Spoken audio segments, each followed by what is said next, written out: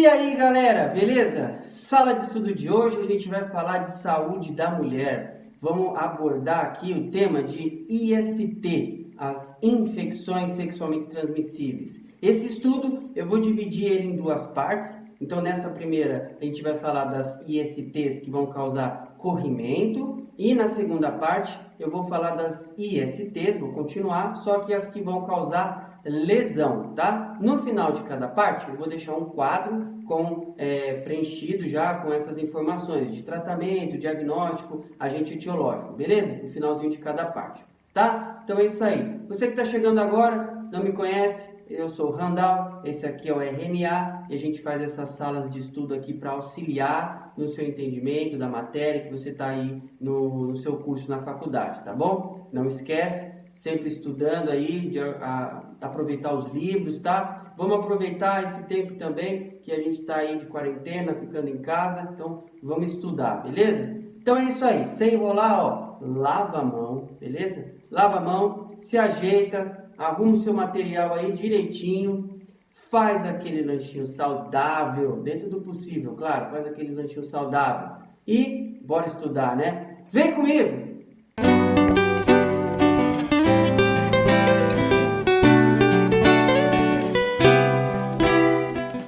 Então vamos lá, gente. Vou falar de saúde da mulher, vamos pegar a canetinha aqui, vamos de vermelho. Vamos embora. Ó, um slide, tá? Deixei aqui informação tudo separadinha. Lembrando que no final vou deixar aquela tabela com mais explicações, tudo direitinho, para vocês entenderem essa parte.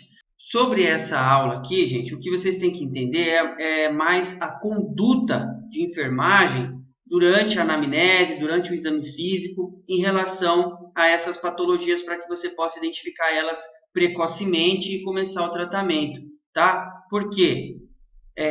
Aqui você vai ver que basicamente elas têm as mesmas observações, as mesmas sintomatologias, tá? Então, o que eu vou falar aqui? Eu vou falar por cima delas e frisar mais a conduta da enfermagem, sobre como a gente vai avaliar isso daí, tá? E com o quadro depois no finalzinho, vai completar todo o estudo, beleza? Por que eu estou falando isso? Porque principalmente, ó, essas três primeiras aqui, ó, a candidíase, a tricomoníase e a vaginose, elas não são ISTs, ou seja, elas não são infecções sexualmente transmissíveis. Porém, elas podem desencadear a situação de uma infecção. Por quê?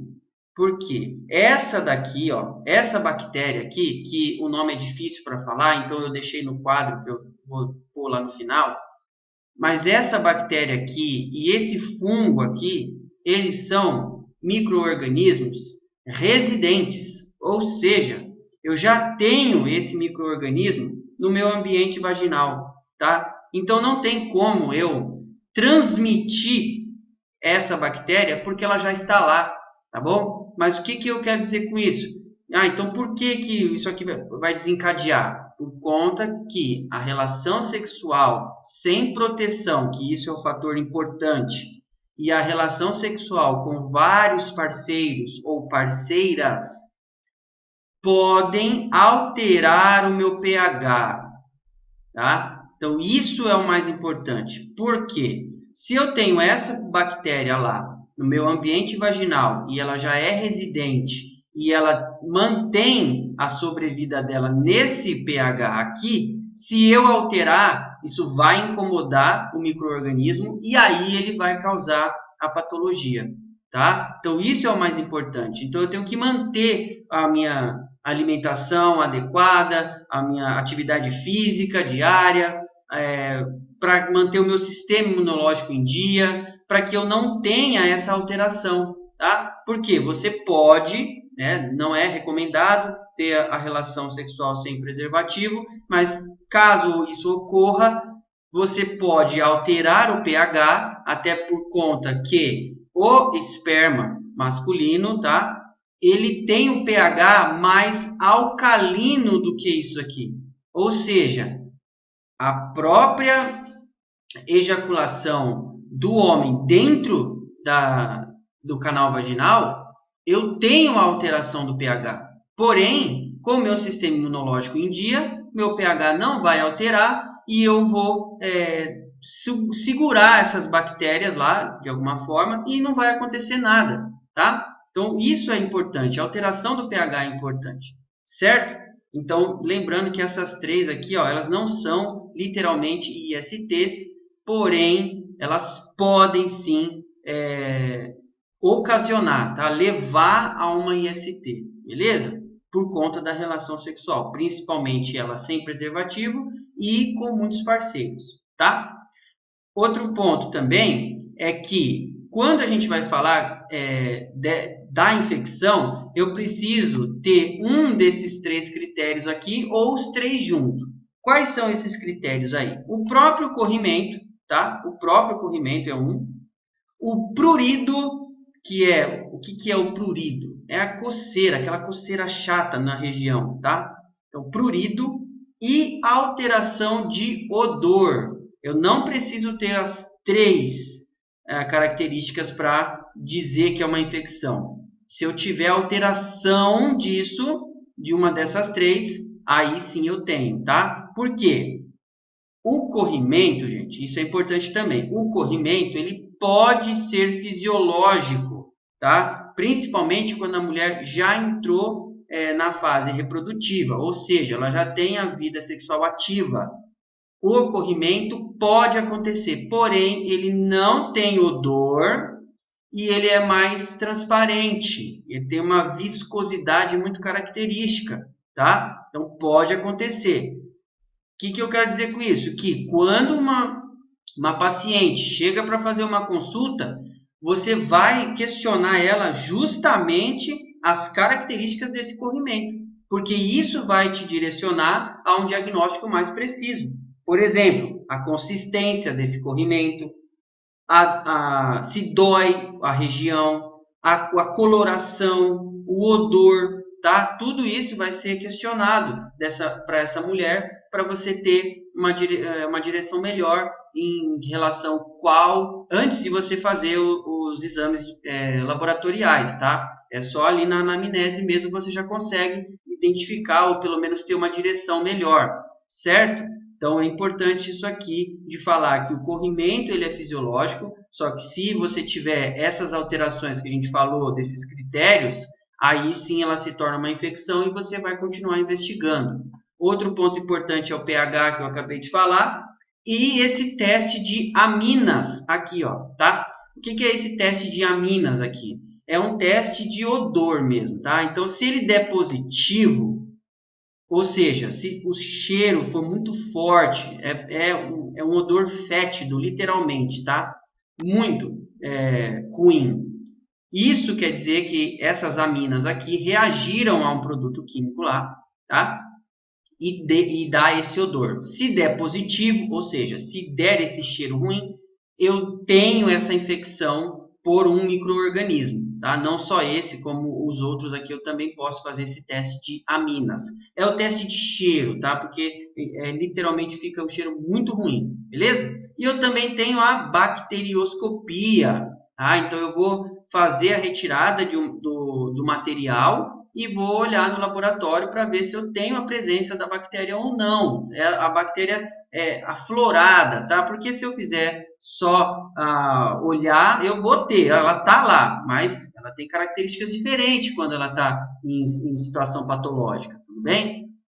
O que principalmente essa doença aqui, essa vaginose, pode me levar? Pode levar ao risco para desenvolver HIV, aumentar o risco também de doença inflamatória pélvica, que é muito importante essa doença inflamatória aqui, tá? Muito importante. A gente vai falar dela aqui no finalzinho, beleza? Então, isso aqui que é importante vocês lembrarem, tá? Então, sempre que eu tiver essas patologias aqui que não são literalmente as infecções sexualmente transmissíveis, eu tenho que questionar como que está essa situação dessa relação sexual aí, porque é isso que pode estar levando a essa mulher ter esse tipo de patologia.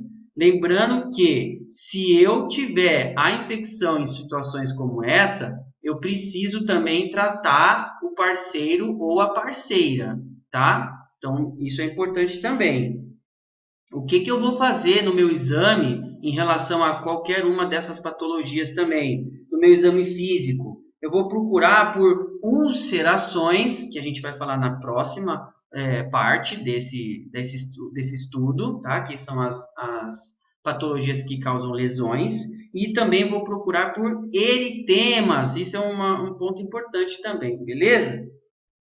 Não esquecer que eu vou fazer, sempre que tiver esse tipo de situação, vou fazer o teste para HIV, porque provavelmente esse casal ele fez sexo sem proteção, tá? Ou com mais de uma pessoa, né? Então, eu preciso também fazer o teste para HIV, tudo bem? Aí, seguindo aqui, gente, ó, a candidíase é a mesma coisa, tá? Eu tenho esse fungo no meu ambiente vaginal já. Ele já está lá, beleza? Mas o que acontece? A alteração de pH vai fazer com que eu desenvolva essa doença, beleza?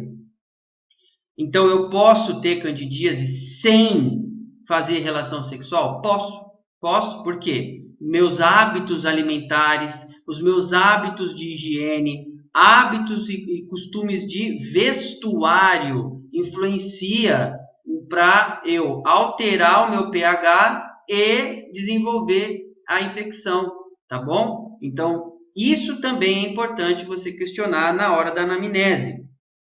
Comportamento e prática sexual, práticas de higiene íntima, tá? Porque, gente, parece que não, mas existe bastante mulher e homem também, tá? Que não sabe fazer a higiene íntima das suas respectivas regiões aí, tá? Então, tem que ensinar, tem que orientar como fazer isso daí, tá bom? Assim como orientar também o vestuário, tá? Isso já é muito característico, bastante ginecologista orienta, indica isso, que manter sem a roupa íntima em algum determinado momento do dia ou da noite, para trocar o ar e tal, beleza? Então isso é importante também, você tem que questionar a paciente sobre isso, tá? O que vai acontecer na candidíase aqui? Ela vai apresentar o corrimento, que no termo técnico aí é leucorreia, tá? É a mesma coisa que o corrimento. Nesse caso da candidíase vai dar edema e vai dar uma hiperemia também. Então isso daqui já é sinais mais importantes de você observar durante o seu exame físico, beleza? Como que a gente vai diagnosticar isso pelos exames laboratoriais? Pela bacterioscopia, tá? E apesar de ser um fungo aqui, né, gente? É só um detalhe, mas o nome do exame continua sendo bacterioscopia, tudo bem? E aí a gente vai ter o quê? Fazer o exame de quê também? De alteração de pH. A gente vai conseguir verificar isso aí. E isso aqui é importante, vou refrisar aqui, tá? Por quê? Quando eu tenho alteração de pH, para mais ou para menos, eu já consigo ver qual patologia pode ser, tudo bem? Porque, ó, vaginose eu vou ter ela quando eu tenho pH maior, tricomoníase também, candidíase não, quando eu tenho pH menor, tá? Então, se eu tô com sintomas aqui muito generalizado e eu não sei qual pelo pH eu consigo eliminar alguma coisa, tá? Aqui, o que eu esqueci de falar, gente, como é uma vaginose bacteriana, tratamento vai ser como? Antibiótico, tá? Antibiótico aqui. Aqui, como é fungo, o tratamento vai ser metronidazol, que quem já teve a disciplina de parasitologia já viu esse medicamento aqui muito, né? Então já está bem conhecido aí o metronidazol, tá? Então já viu candidíase também e tricomoníase também. Então essas duas aqui, para quem já teve a disciplina, é só relembrar, né? Então, seguindo, o que a gente vai ter aqui? Essa tricomoníase. Quem que é aqui? É o agente infeccioso aqui, né? O agente etiológico aqui. É o Trichomonas vaginalis. Está lá na tabelinha também que eu vou deixar depois, beleza? Então, de novo, essa infecção aqui, ela vai ter muito onde? No colo do útero, vagina e uretra, tá? O que acontece aqui? Aqui também é um outro ponto que é interessante, porque ela não é uma infecção sexualmente transmissível, porém, eu posso transmitir, não transmitir, mas eu posso desencadear ela através da relação, tá? Eu posso desencadear. Por quê? Eu posso ter essa tricomoníase, quando a gente está falando dessa uretra aqui, ó, eu estou falando da uretra masculina, tá? E eu posso, porque o meu tricomonas vaginalis, ele pode estar lá na uretra, ele pode se instalar lá na uretra masculina. E aí eu posso fazer a ejaculação e fazer com que essa tricomona se instale no meu colo do útero ou vagina. Quando? Quando eu tiver alteração de pH, porque senão não vai dar nada. O meu pH normal vai conseguir eliminar esse micro-organismo aqui, beleza? Tá? Nesse caso aqui é um protozoário, tá, gente? O Trichomonas vaginalis. O que vai apresentar? De novo, ó, leucorreia, ou seja, corrimento. Isso daqui vai ter em todos, tá, pessoal? Por quê? É o que a gente está falando aqui, são as patologias que causam corrimento. Então, todas elas vão causar o corrimento aqui, tá? Esse daqui, ó, é ou amarelado ou esbranquiçado. Algumas literaturas mostram amarelado, outras mostram esbranquiçado, tá? Então, deixa os dois aí, dependendo da literatura que você estiver utilizando para estudar, beleza? Ó o prurido lá, que é o quê? Os critérios, não pode esquecer, tá, gente? Ó, os critérios é importante para você identificar essa infecção. Quais são os critérios? De novo, ó, corrimento, odor e prurido. Se eu tiver isso, ou um deles, eu já tenho sinais aí de infecção. Vou ter irritação também, tá? Dor, né? Então, na palpação aí você vai sentir dor.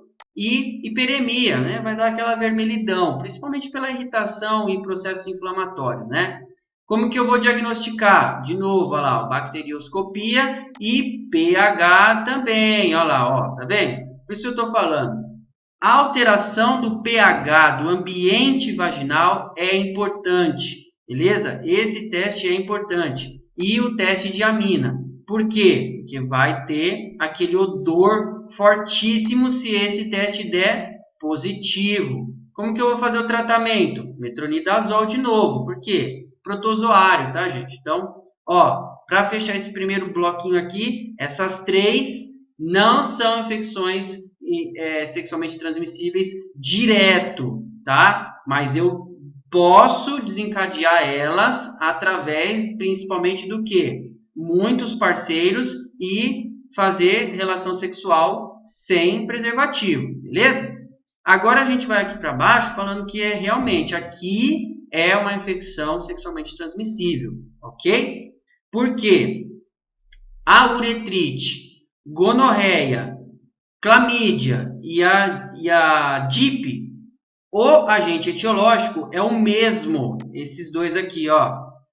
Esses dois aqui. Eu nem vou me arriscar a pronunciar esses nomes aqui, tá, gente? Então, eu já deixei escrito aqui para vocês, beleza? Então, esses dois aqui são duas bactérias, tá? Só que a principal patologia que elas vão causar é essas duas aqui, ó. Gonorreia e clamídia. Porém, elas podem ocasionar outras coisas. Por exemplo, a uretrite, que é uma infecção com a inflamação na uretra, tá? Uma infecção por esse agente etiológico aqui com infecção com inflamação na uretra, beleza? E aí, esse agente etiológico, não necessariamente ele vai se alocar, tá? Aonde só na vagina ou só na uretra. Não, porque eu posso ter essa relação sexual oral, tá? E eu posso desenvolver a doença do mesmo jeito, tudo bem? Ou até anal também, tá? Então, o que eu vou apresentar numa uretrite? Corrimento de novo, beleza? Quando a gente fala de uretrite, gente, pode ser masculino também, tudo bem? E eu posso causar corrimento, assim como a gonorreia também posso ter no homem, mas a gente vai focar aqui porque é a saúde da mulher, mas só para uma observação que a gente pode ter no homem também, beleza? O que vai dar também? Disúria, ou seja, dor na hora que vai fazer xixi. Dor normal, tá? Dor na região. Prurido de novo, olha lá. Então eu já tenho dois, ó. Já tenho dois, pronto, eu já sei, já consigo falar melhor que é uma infecção. O eritema, ele vai dar no meato, tá? Por quê? Porque a gente está falando aqui da uretra, tá? Então, o meato uretral, aquela entradinha, vai dar um eritema ali, beleza? Como é que a gente vai fazer o diagnóstico? Bacterioscopia, com certeza, tá? Por quê? Porque nesse caso aqui são 2 bactérias. Tratamento, antibiótico, ó, o azitromicina. Não tem só ele, tá bom, gente? Tem outros antibióticos aí, tá? E o mais característico aí, o que é mais receitado, é o azitromicina, tá? Beleza, que mais? Gonorreia e clamídia. Ó, outra infecção também, essa também é infecção sexualmente transmissível direto, tá? Por essas vias aqui. Não é só a via vaginal. Eu não transmito isso aqui através de beijo, abraço, tá bom, gente? Não é. Eu preciso ter aquelas fissuras, eu preciso ter o contato mucosa com mucosa, tá? Não mucosa oral, beleza? Beijo não transmite isso aqui, tá? Outras observações aqui, o que a gente vai ter? Lá, de novo, ó, corrimento, só que isso aqui é purulento, já deu uma diferença de novo, tá? Essas inflamações aqui, no caso da gonorreia, principalmente na mulher, elas são inflamações discretas que pode passar despercebido, tá? Então, aqui é importante, muito importante, você ter um exame físico bem feito, porque você vai encontrar essas inflamações aqui, fazendo a palpação, tá? E na escala de dor, tá bom? Então, isso aqui é importante, porque a inflamação interna, às vezes, ela passa despercebida, beleza?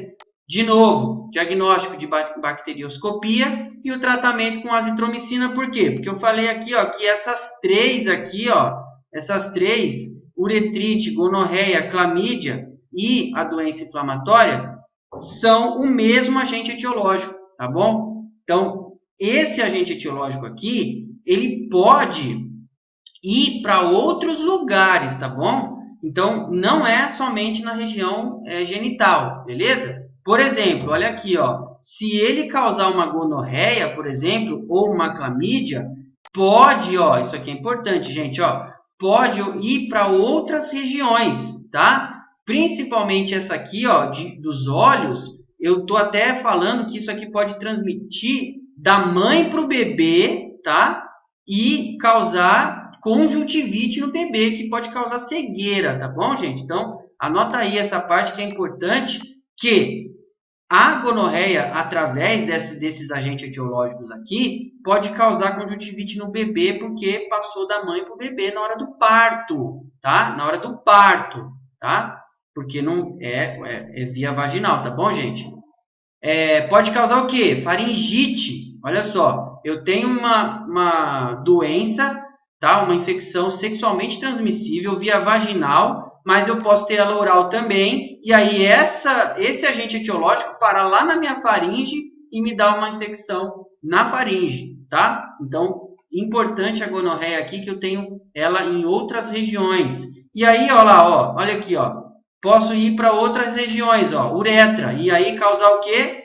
Uretrite, tá? Então, é uma IST com inflamações nos meus respectivos locais aí, podendo até se estender para outros aí, principalmente essa daqui, ó, os olhos, ó, asterístico nos olhos por conta da conjuntivite no bebê, no recém-nascido, isso é importante, tá? Mas a gente não vai frisar aqui, porque é a saúde da mulher, tá?